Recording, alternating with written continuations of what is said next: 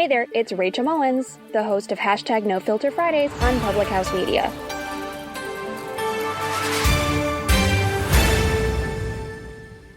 Hi, this is Baxter Colburn, the host of Forward Madison's podcast, Let Me Be Forward. Join me and Madeline come every Wednesday throughout the season as we bring you in-depth interviews with players, coaches, and journalists who cover the team and experience everything that it means to go full Mingo during the 2019 campaign. A new episode comes out every single Wednesday and can be heard on your favorite podcast platform like Apple Podcasts, Google Podcasts, or head to publichousemedia.org. Thanks for checking out the following podcast on Public House Media.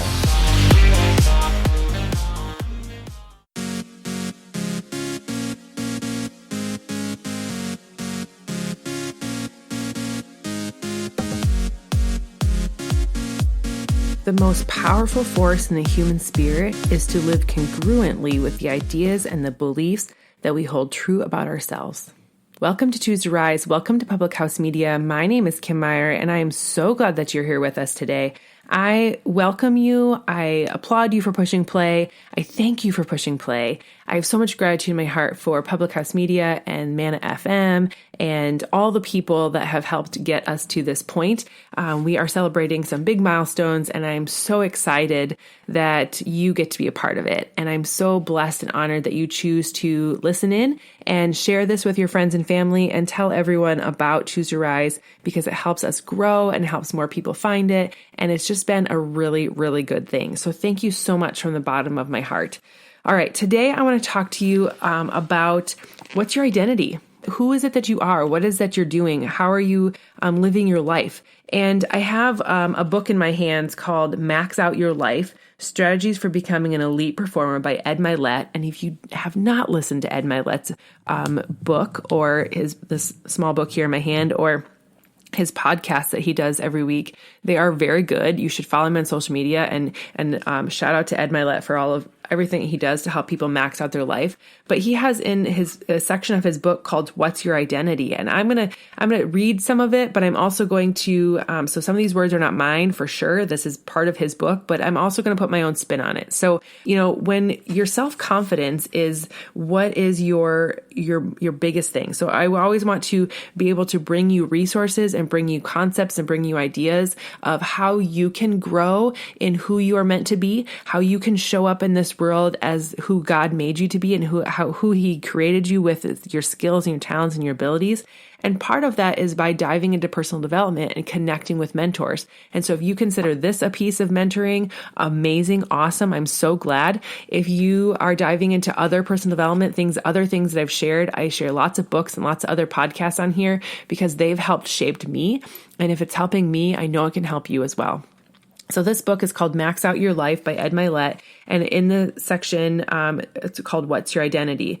We talk about how self-confidence is number one, the most important thing. And self-confidence can be a struggle as much of a physical challenge is. And, when you grow up, he talks about how he had a history of some alcohol dependency, some drug addictions and things like that in his family, and how a lot of those things shape us. A lot of those things really, create kind of who we are, and like they create some pieces around us. And I too grew up in a home where there was alcohol dependency, and there was it's a main reason why I have never touched a drop of alcohol in my life, because I've seen what alcohol does and I don't want any part of it.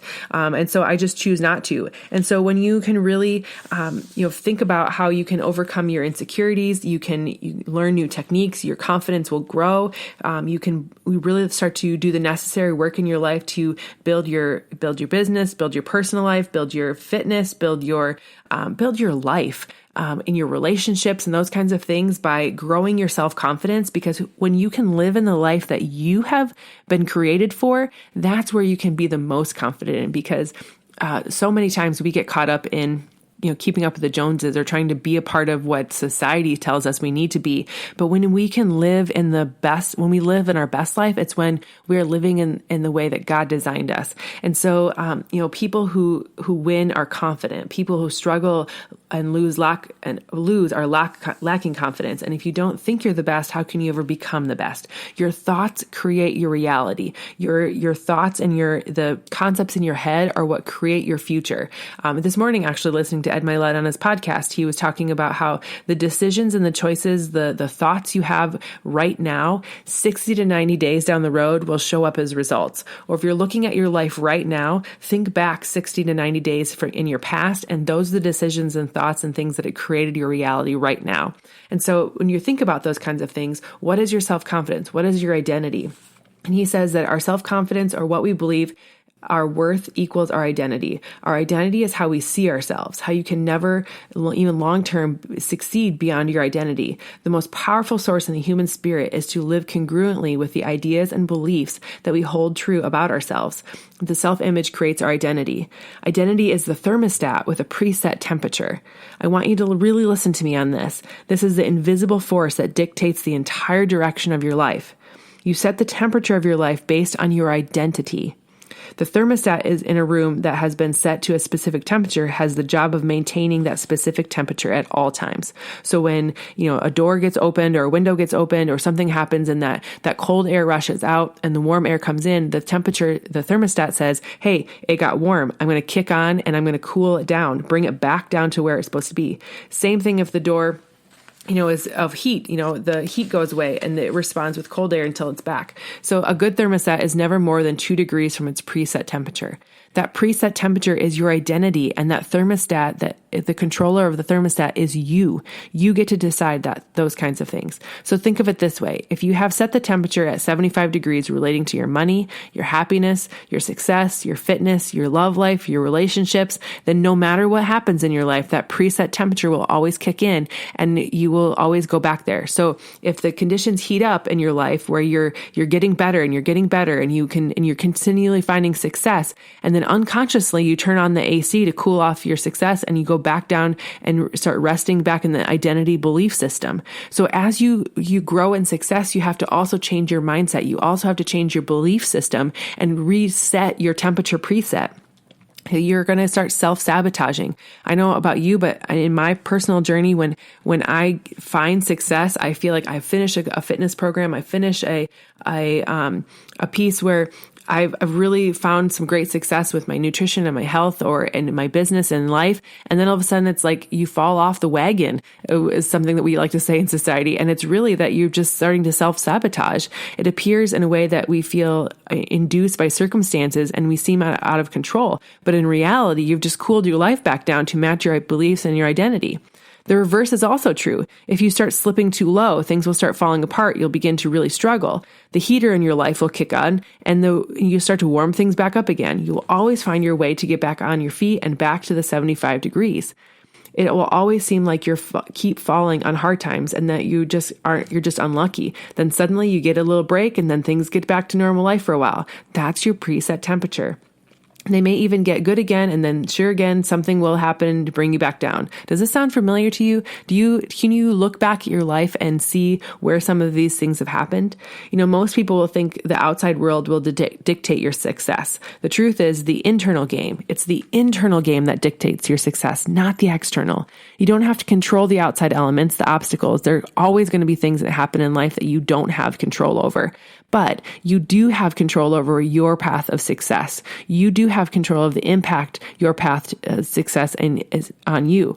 That's in your control. If you're in control of the thermostat, and you are, then regardless of the outside elements, you will find a way back to your identity temperature. So it's about figuring out ways that you can learn to change your mindset and change your growth along the process. It's one of the main reasons why what I do as a health and wellness coach is not just about fitness and not just about nutrition. It's about mindset too, because you can lose all the weight, you can lose all the inches, and you can get into that smaller size that you desperately desire. But if you haven't changed the mindset, the thought processes, behind all the what got you to that point in the first place, you're just going to go right back there. It's what your preset temperature is at, but you have to change your mind. So how do we raise our identity? How do we change that preset temperature in ourselves? Well, through our associations. Number one, if you're set at 75 degree identity and you associate people with who are at 100 degrees identity, then you're definitely going to,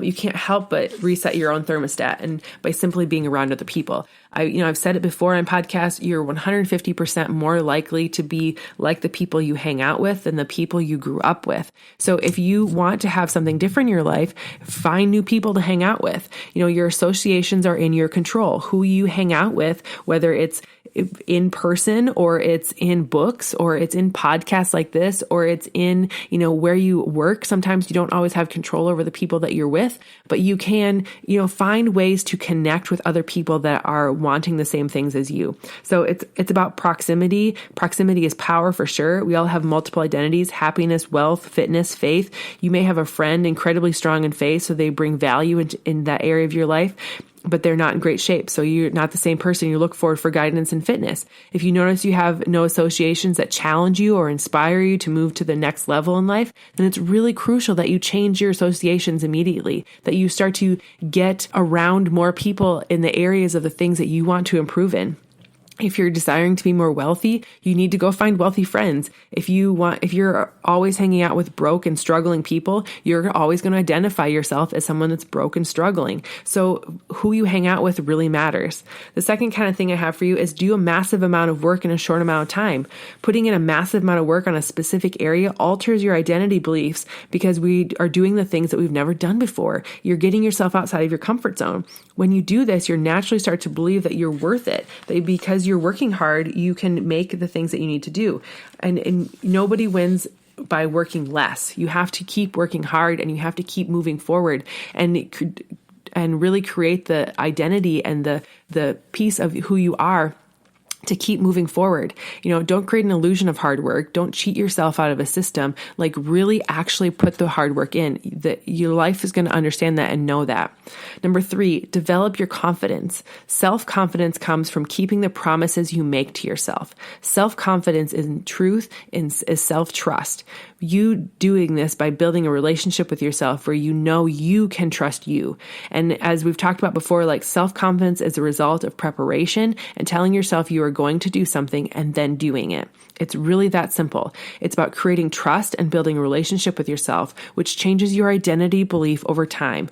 Confidence is not about being cocky. That's not the same thing. It's not arrogance. And it's not the opinions of other people. Self-confidence is knowing who you are. It's an internal game, not an external game. It's a huge discovery that so many people make way too late in life. And self-confidence is a reflection of how you feel about yourself, how you show up in the world, how you think about yourself. It's not about what others think of you. It's not about what others, think about you or show up for you or do the kinds of things. Self-confidence is about how you treat yourself, not how other people treat you.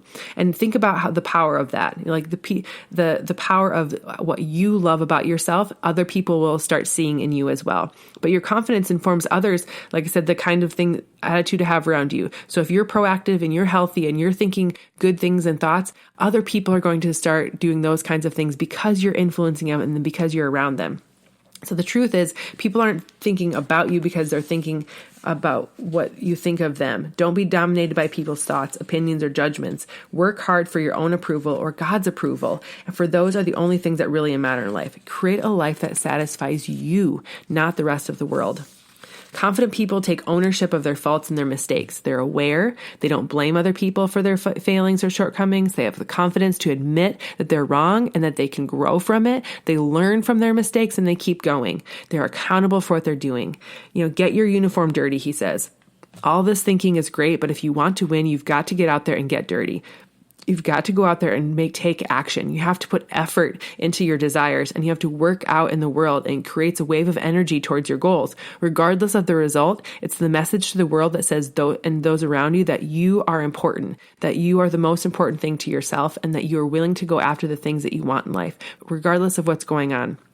You can't skip the work. Prepare yourself for the life you want. Put in the work so you are prepared to live the life of your dreams and what it is that God's put you here to do. So that's kind of just a little snippet of his book. It's much longer than that, but that little piece of self-confidence and identity and owning who you are and who God made you to be, that is just icing on the cake, right? So like when you want to live your absolute best life, if you want to rise up and be who God's created you to be, own who you are, be confident confident in who God made you to be. Own your struggles, own your strengths, own who you are, and live out your purpose. And what is that purpose? Think about it, read about it, really meditate on it, focus in on the good things that are in your life and what comes easy to you, what comes natural to you, where you have the most fun in life. And those are the areas that you want to pursue more of. So thank you so much for joining me this morning. I hope this little excerpt from Max Out Your Life with Ed Mylett and my own little spin on things has really helped you this morning, really got you thinking about what it is that you can be doing in your own life to rise up and live your best life. And I hope then pray that you come back again and you tell more people about Choose to Rise. Head over to chooseriseup.com, learn about how you can work with me and how we can work together on rising the tide and raising our ships together. So I hope and pray that you have a wonderful day and that you will come back here again every Monday, Wednesday, Friday for a new episode of Choose to Rise. Thanks for joining me today.